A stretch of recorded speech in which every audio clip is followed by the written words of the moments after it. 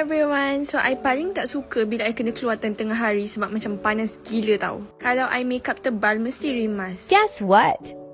I jumpa this one complete set from a local product yang I excited gila nak try. First, I akan cuci muka with this cleansing stick.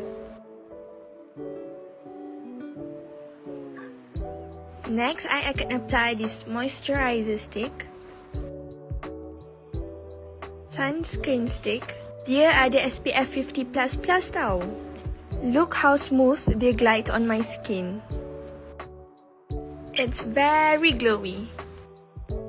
Okay, makeup time pula. I akan apply the famous Magic Pinky Powder Foundation. Alah, shade dia a bit too yellowish for me, tapi tak apa, kita try. Look at the coverage. It's a tad bit too yellow for me, but I really love the coverage. Let's move on to the blusher sticks.